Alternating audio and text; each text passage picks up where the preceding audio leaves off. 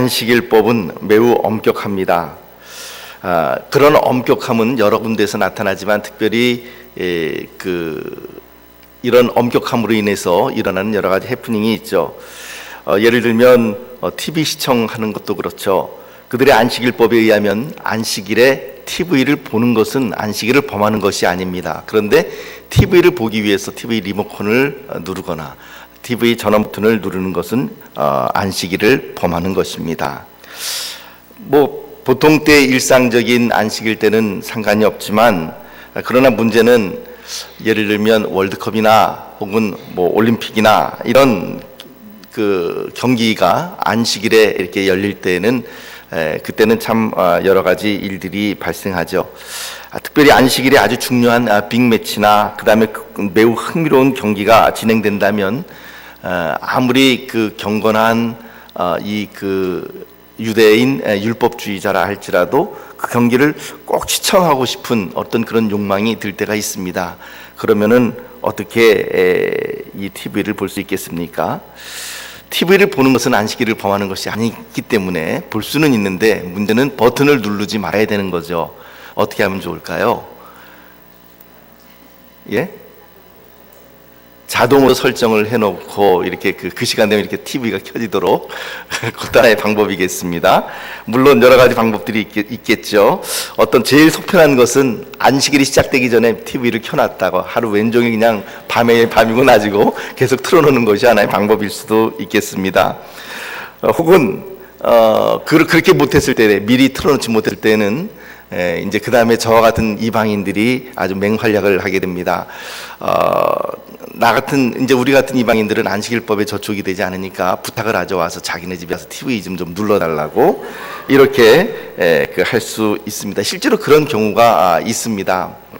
어린아이가 한겨울에 어린아이는 잘 모르잖아요. 그러니까 애는 안식일인지 뭔지 모르니까 잘못 눌러서 이 에어컨 버튼을 갖다 이렇게 누른 거예요. 한겨울에. 그걸 꺼야 되는데 안식일에 저촉되니까 자기는 못 끄겠고, 그래서 이웃집인 우리 집에 와서 자기네 집에 와서 그 에어컨 좀 꺼달라고 그렇게 부탁하는 그런 경우도 있었습니다. 근데 한 가지 생각해 보고 싶은 것이 있습니다. 안식일에 TV 버튼을 누르지 말라고 할 때 그 뒤에 숨겨진 의미는 도대체 무엇일까요? 안식일에 TV 버튼을 누르지 말라고 하는 어떤 그 정신은 도대체 무엇이겠습니까? 안식일에 TV를 시청하며 시간을 보내기보다는, 세속적인 일에 시간을 보내기보다는 하나님의 말씀에 집중하고 하나님의 말씀을 읽고 연구하고 예배를 드리는 일에 집중하라고 하는 의미가 아마 TV 버튼을 누르지 말라고 하는, 안식일에 일을 하지 말라고 하는 그 근본 정신일 것입니다. TV 리모컨을 눌렀느냐 안 눌렀느냐, 안식일법을 어겼느냐 안 어겼느냐가 중요한 것이 아니라 그렇게 TV를 켜서 안식일에 시청을 하는 것이 안식일법에, 비록 그 사람이 자기는 누르지 않았다 할지라도 미리 켜놨든지 아니면 나 같은 사람한테 부탁해서 켜달라고 했든지 자기는 분명히 안식일법을 범하지 않았지만, 그러나 안식일에 TV를 시청하는 것은 안식일법의 근본 정신에 어긋나는 것인지 아닌지, 사실은 그것을 따져보는 것이 핵심이 아니겠습니까? 오늘 우리가 이 자리에 예배를 드리러 나와 있습니다. 예배를 드리러 나오는 것이 중요하지만 여러분, 예배를 드린다라고 하는 그 자체에만 그래도 주일날은 주일을 성수해야지, 아주 좋은 생각입니다. 그래서 예배당 안에 들어와서 예배에 함께 참여를 합니다. 참 잘하셨습니다. 그런데 그것으로서 나는 이제 예배를 다 드렸다라고 생각을 할 수 있겠습니까? 예배를 드리는 일에 있어서 몸은 예배당에 나와 있지만 만약에 마음은 콩밭에 가 있다고 한다면, 마음은 벌써 교회 바깥으로 나가서 무엇을 해야 할 것인가를 생각하고 따지고 있다면 그 예배가 정말 하나님께서 기뻐 받으실 만한 그러한 예배가 될 수 있는 것인가, 우리는 그것을 생각해 볼 필요가 있습니다. 그 사람의 몸은 예배를 드렸습니다마는 아마 그 사람의 정신은, 그 사람의 영혼은 예배를 드리지 않았다, 이런 평가가 나올 수도 있을 것입니다. 지난주에 우리가 살펴본 바로는 예수님은 구약의 율법의 완성자이셨습니다. 그리고 그것을 성취하시는 성취자이셨고요, 그 모든 율법을 온전하게 이루시고 그리고 완성시키시는 분이시라고 하는 사실을 우리가 살펴보았습니다. 모든 율법과 예언이 예수님에게 집중되어 있고, 그래서 구약은 오실 예수 그리스도, 장차 오실 메시아이신 예수 그리스도에게 집중되어 있고 초점이 맞춰져 있다고 한다면, 신약은 오신 예수 그리스도, 이미 오셔서 성취하신 예수 그리스도에게 초점이 맞춰져 있는 것입니다. 그래서 구약이 예수님의 그림자라고 한다면, 신약은 예수 그리스도는 바로 그 그림자의 실체인 것이죠. 특별히 오늘 본문 말씀에서 예수님은 이전의 율법을 전혀 새로운 시각으로 재해석해 주심으로 율법의 정신이 무엇인가를 우리에게 가르쳐 주시고 계십니다. 마태복음 5장 21절 말씀입니다. 우리 함께 읽어볼까요? 마태복음 5장 21절 말씀 시작.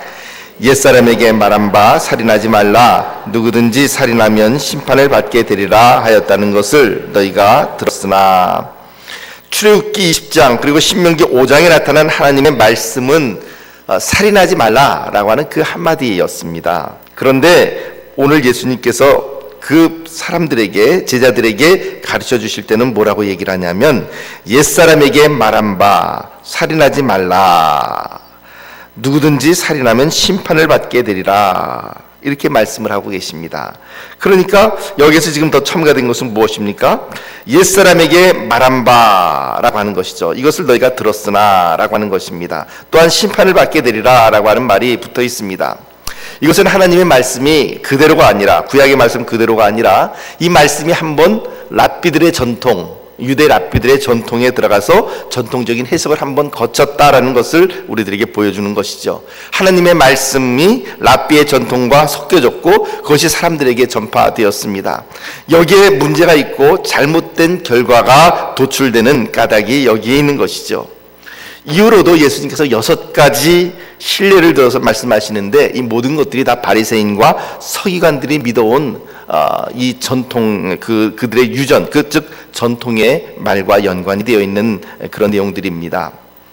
교회 역시 마찬가지입니다. 교회는 언제나 성경 말씀 본래의 뜻으로 돌아가야 하고, 교회 안에서 성경 말씀보다 더 높은 권위는 절대로 있을 수가 없습니다. 여러분이 주일마다 설교를 통해서 성경 말씀을 대합니다. 그러나 그것만 가지고는 완전하다고, 온전하다고 말을 할 수가 없습니다. 어떤 목사님의 설교가 아무리 훌륭하고, 그리고 그 목사님께서 참 그 설교를 열성껏 잘 전한다고 한다 할지라도, 여러분들이 성경을 개인적으로 읽거나 그 다음에 연구하지 않고 설교에만 의존하게 된다면, 여러분은 그 설교자의 편견과 그리고 또한 취향에 따르는 병든 신앙을 가질 수 있다라고 하는 사실을 분명히 깨달아야만 합니다. 그러니까 어느 한 목사님의 설교에만 집착한다는 것은, 그리고 그 설교만 듣고 내가 내 신앙생활을 이어나간다라고 하는 것은 그분의 취향과 그리고 편향된 어떤 개인이기 때문에 가지고 있는 어떤 그 시선들이 있을 터인데, 그 시선에 스스로를 녹여버리는 것이기 되고 말기 때문에 그렇습니다. 따라서 그렇게 되지 않기 위해서는 어떻게 해야 됩니까? 개인적으로 성경을 읽어야 합니다. 개인적으로 성경을 묵상해야 하고, 그리고 날마다 성경 말씀을 큐티하는 가운데에 하나님께서 나에게 주시는 음성이 무엇인지를 들을 수 있어야 하고, 그리고 또한 하나님의 말씀을 함께 연구하고 공부하는, 예를 들면 T성경 공부라든지 그 외에 여러 가지 성경 공부를 이용해서 성경 말씀을 연구하고 듣고 읽고 묵상하고, 이렇게 해야만 이 균형 잡힌 시각을 가지고 나갈 수가 있는 것이죠. 어느 한 부분에 치우친 신앙은 잘못될 수도 있고, 그것이 전통이 되어서 예수님의 정신과는, 예수님의 마음과는 정반대의 결과에 입장에 서는 그런 결과를 가져올 수도 있습니다. 전통은 중요하죠. 조직이나 질서도 중요합니다. 그러나 그러한 것들이 성경보다 더 높은 권위를 가져서는 절대 되지 않습니다. 가장 높은 최고의 권위는 늘 항상 어떤 전통보다도, 그 어떤 설교자의 말씀보다도 성경 말씀이 우선입니다. 그렇다면 오늘 본문에 나타나 있는 살인에 대한 예수님의 참된 해석, 예수님께서 해석해 주신 율법의 정신이 도대체 무엇인가라는 것을 오늘 우리가 살펴보기를 원합니다. 예수님의 말씀의 본뜻은 살인이라고 하는 것이 겉으로 드러나는 살인 행위만 살인이 아니라, 그 내면의 동기가 바로 살인과 연결될 수 있음을 우리들에게 보여주고 있는 것이죠. 22절 말씀 우리 함께 읽어볼까요? 22절 말씀 시작. 나는 너희에게 이르노니 형제에게 노하는 자마다 심판을 받게 되고 형제를 대하여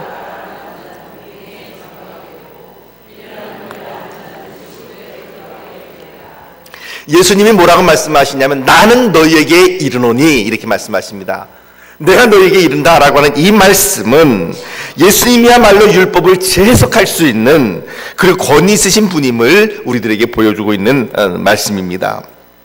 구약의 율법과 랍비의 전통을 뛰어넘어서 전혀 새로운 살인에 대한 해석을 해주시는데 그 범위는 우리가 상상할 수 없을 정도로 확장되고 깊이 들어가게 되는 것이죠. 형제에게 노하는 자는 심판을 받게 된다라고 가르치십니다. 그러니까 분노하는 것, 형제에 대하여 화를 내는 것, 여기에 대해서 심판을 받을 것이다 라고 이야기를 합니다. 형제를 대하여 라가라 하는 자는 공회에 사로잡혀 가게 될 것이다. 라가라고 하는 단어는요, 그 히브리어는 레이카라고 합니다. 레이카라고 하는데 그 말은 텅 빈, 그러니까는 비어 있는 이런 뜻이 됩니다. 그래서 머리가 비어 있는, 우리는 어렸을 때 골빈당 이런 얘기를 했던 것처럼 그런 종류의 욕이 되는 것이죠. 그러니까 멍청이, 무슨 머리가 텅 비어 있는, 생각이 없는 이런 뜻에 우리말로는 아마 멍청이 정도쯤에 해당되는 그런 욕설에 해당되는 것입니다. 그런데 평상시에 아무렇지도 않게 내뱉었던 이 레이카라고 하는 이 욕을 하면 공회에 사로잡혀가게 될 것이고 상대방을 향해서 미련한 놈이다 라고 욕을 한다면 지옥불에 들어가게 될 것이다 라고 말씀을 하십니다. 율법과 전통은 뭐라고 이야기를 합니까? 율법과 전통에 있어서 살인은 무엇을 살인이라고 합니까? 그 사람이 생각만 하고 있고 그 사람이 마음에 어떤 마음을 품었든지 그 사람이 실질적으로 행동으로 연결되지 않으면 그 사람은 죄를 지은 것이 아닙니다. 이것이 율법이요 전통입니다. 랍비 전통입니다. 그런데 만약 그 마음, 예수님은 뭐라고 말씀하십니까? 그러니까는 율법의 전통에 의하면 그 마음 가운데 누군가를 죽이고 싶은 미움의 마음이 들었다 할지라도 그것을 실행하지 않으면 그 사람은 죄를 범한 사람이 아닙니다. 그런데 예수님의 가르침은 설령 그것이 행위로 연결되어서 살인이나 상해나 이런 것으로 연결되지 않았다 할지라도 그 마음 가운데 미움을 품거나 욕을 하거나 그리고 또한 미련한 놈이라고 한다면 그 사람은 이미 심지어는 어떻게 해요? 살인을 저지른 사람이다 라고 그렇게 말씀을 합니다. 너무 심한 해석 아닙니까? 라고 말씀하시겠지만 그래 예수님께서 그렇게 말씀을 하셨습니다. 이 예수님의 해석에 의하면 여기 앉아 계시는 모든 분들, 찬양대석에 앉아 계신 분들뿐만 아니라 이 자리에 앉아 있는 모든 분들 그리고 저를 포함해서 모든 사람들이 다 이 예수님의 해석에 의하면 어느 누구도 나는 살인을 저지르지 않았어, 나는 깨끗해 라고 말을 할 수 있는 사람이 아무도 없다라고 하는 것입니다. 이 말씀에 의하면 우리 모두는 다 살인자들입니다. 우리는 살아오면서 실제로 누구를 죽이지 않았지만 그러나 그 마음속에 품은 미움으로 인해서 그 입술에서 표현되는 욕함과 그리고 입술에서 튀어나왔던 그 모욕함과 그리고 또한 입술에서 튀어나온 그 조롱하는 말들로 인하여 얼마나 많은 사람들을 이미 죽였는지 모릅니다. 예레미야서 17장 9절에서 10절 말씀이 우리들에게 뭐라고 증거하고 있습니까? 우리 한번 같이 자막을 통해서 읽어봅니다. 시작. 만물보다 거짓되고 9절 말씀 보면 뭐라고 나와 있습니까? 만물보다 거짓되고 힘이 부패한 것이 뭐라고요? 우리의 마음이다 라고 이야기를 합니다. 누가 능히 그것을 알 수 있겠느냐 라고 이야기를 합니다. 10절 말씀 읽어봅니다. 그러나 시작. 나 여호와는 심장을 살피며 시험하고 각각 그의 행위와 그의 행실대로 보응하나니. 그런데 하나님은 무엇을 살피신다고요? 심장을 살피신대요. 이 심장에 해당되는 이 단어가 랩이라고 하는 단어인데, 아시죠? 이 랩이라고 하는 단어는 마음을 뜻합니다. 그래서 너는 내 마음을 다하고 할 때 베콜 리바베이카 그러잖아요. 그러니까 너의 심장을 다해서 이렇게 표현되는 것이죠. 너의 마음을 다해서. 그러니까는 여호와께서는 마음, 즉 심장과 마음을 살피시고 피부를 시험하고 각각 그의 행위와 그의 행실대로 보응하시는 분이 바로 우리 하나님이십니다. 그러니까 하나님은 사람의 행위도 중요하지만 사람의 마음과 그 심령을 살펴보시고 하나님은 살인행위 그 자체보다도 그 살인을 저지르게 될 그 사람의 마음 가운데 있는 살인의 동기, 즉 미움과 분노를 더 중요하게 생각한다는 것입니다. 우리가 살인하지 않았다 하더라도 누구를 정말 죽일 만큼 미워한다면 살인한 것이다 라고 성령이 우리들에게 선포하고 있는 것입니다. 그 말씀이 요한 1서 3장 15절 말씀 가운데에 이렇게 기록이 되어 있습니다. 우리 함께 읽어봅시다. 요한 1서 3장 15절 시작. 그 형제를 미워하는 자마다 살인하는 자니 살인하는 자마다 영생이 그 속에 거하지 아니하는 것을 너희가 아는 바라. 얼마나 무섭습니까? 이 말씀에 의하면 그 형제를 미워하는 자마다 살인하는 자다 이렇게 기록을 하고 있습니다.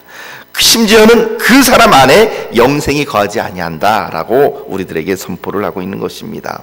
사랑하는 성도 여러분, 오늘 예수님께서 해석해 주신 이 말씀, 난 너희에게 이르노니, 예수님의 해석에 의하면 형제에게 노하는 자마다 심판을 받고 형제에 대하여 골빈당수 혹은 머리가 텅 비어있는 멍청이라고 이야기하는 자는 공회에 사로잡혀가고 미련한 놈이다 라고 욕을 하는 자는 지옥불에 들어간다 라고 하는 이 말씀은 그 당시에 이 이야기를 들었던 제자들이나 혹은 서기관 바리새인들이 들어서 불편한 것뿐만 아니라 오늘 우리 현대를 살아가고 있는 오늘 우리 여러분들이나 저나 이 말씀을 들을 때 마음 가운데 불편함이 일어날 수밖에 없습니다. 왜냐하면 우리도 실제로 살인하지는 않았지만 누구를 정말 죽이고 싶어 할 정도로 미워한 적들이 있기 때문에 그런 것이죠.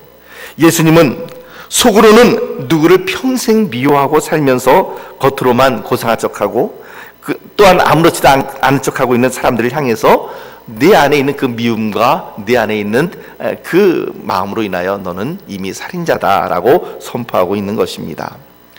그래서 아까도 우리가 함께 살펴보았지만 이 예수님의 가르침 가운데 나는 살인자가 아니요, 나는 이 예수님의 말씀에 대해 정말 무지하고 결백하오 라고 그렇게 고백할 수 있는 사람은 아무도 없습니다.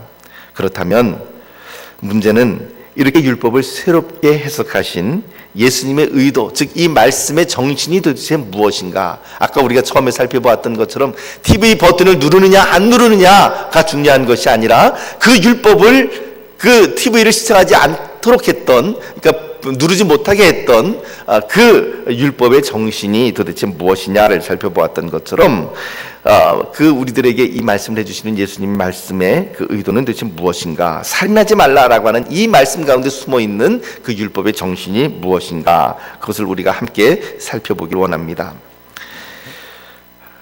살인의 행위는 물론이지만 마음속에 있는 미움도 품어서는 안 되고, 그리고 욕하는 것도 살인의 범죄에 들어가는 것이기 때문에 너희의 입술도 조심해야 된다. 이것이 예수님께서 말씀하신 요점일까요?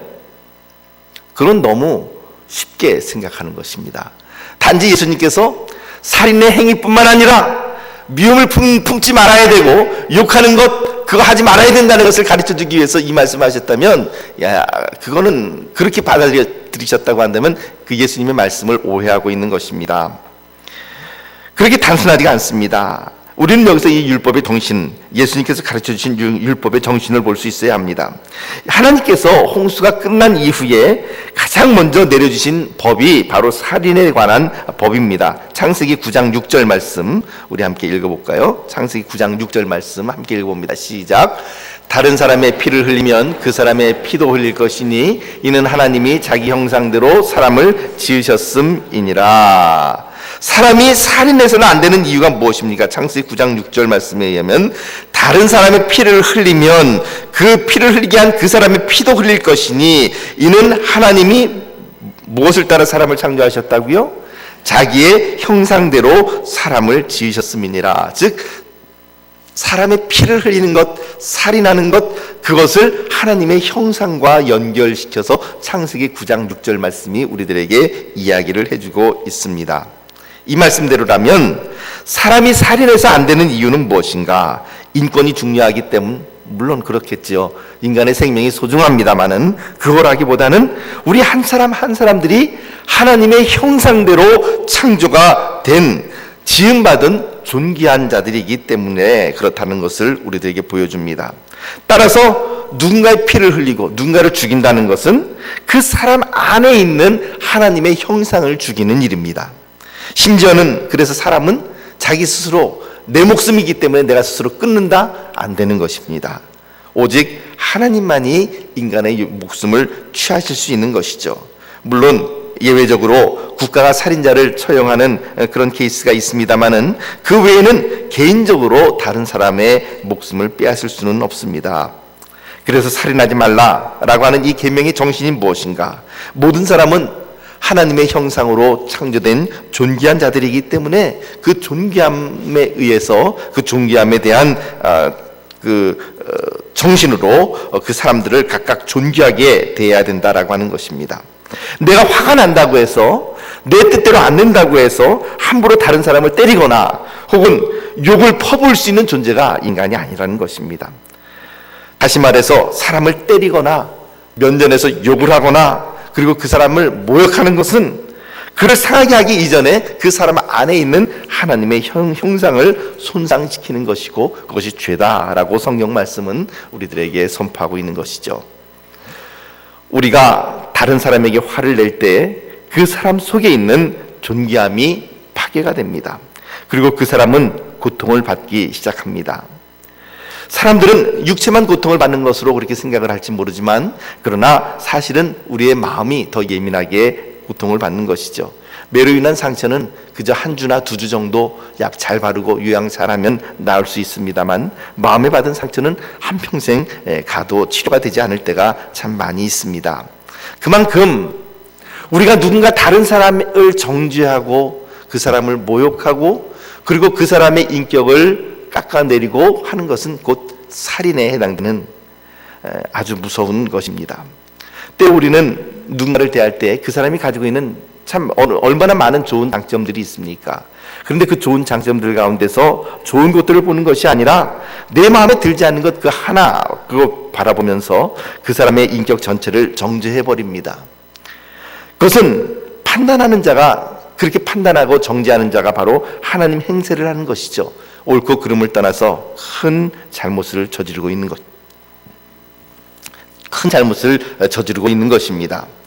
주님은 심지어 예물을 제단에 드리려다가 형제에게 원망 들을 만한 일이 있는 줄 생각나면 예물을 제단 앞에 그냥 그대로 두고 먼저 가서 형제와 화목하고 그 후에 와서 예물을 드리라 라고 그렇게 가르쳐주고 계십니다. 현대적인 의미로 바꾸면 어떻게 될까요? 너희가 예배를 드리러 왔는데 예배를 드리기 전에 예배를 드리러 가다가 누군가 형제와 화목하지 못한 일이 생각난다면 예배를 드리기 전에 먼저 그 문제를 풀고 주님께 예배를 드리라라고 하는 말과 동일한 가르침인 것이죠. 예배 드리는 것은 그리스도인에게는 아주 중요한 일입니다. 그러나 이것보다 더 중요한 것이 무엇인가? 만약 형제를 용서하지 못하고 그 마음 가운데 분노를 품고 욕을 하고 미워하는 채로 예배를 드린다면 하나님께서는 그런 예배를 결코 받아주시지 않으신다는 것이죠. 이사야서 1장 13절에서 15절 말씀을 우리 함께 읽어볼까요? 이사야서 1장 13절에서 15절 말씀 시작. 헛된 재물을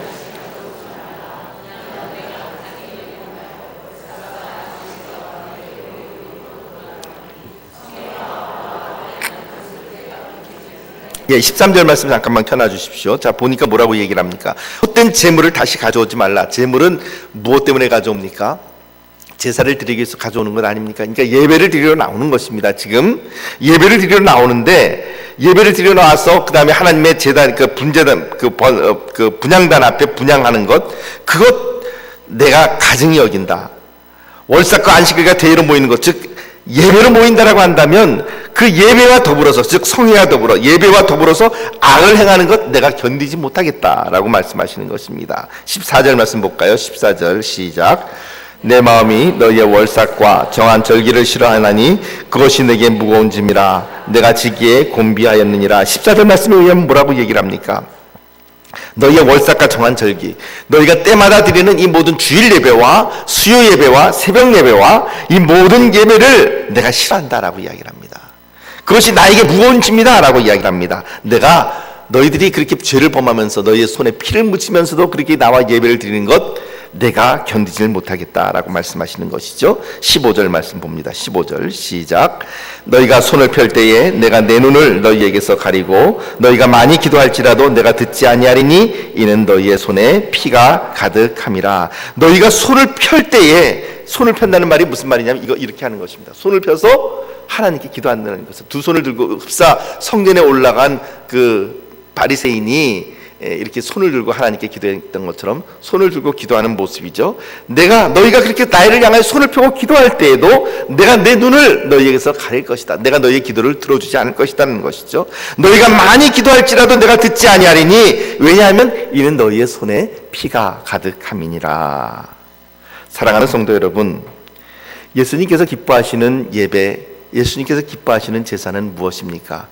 헌금을 많이 드리는 것이요, 아니면은 정말 빠지지 않고 예배에 참석하는 것이요, 봉사하는 것이요, 물론 다 너무나도 소중한 것들입니다. 그런 것들이 잘못된 것이 아니고 더 잘해야 됩니다. 그런데 하나님께서 정말 기뻐하시는 제사는 그런 형식과 그리고 그런 엄격함에 잘 따라서 드리는 그런 예배 의식이 아니라 오히려 한 형제와 손을 잡고 눈물을 흘리며 회개하고 주님께로 돌아와 함께 드리는 제사, 그것이야말로 하나님께서 원하시는 제사라고 우리들에게 가르쳐주고 있습니다.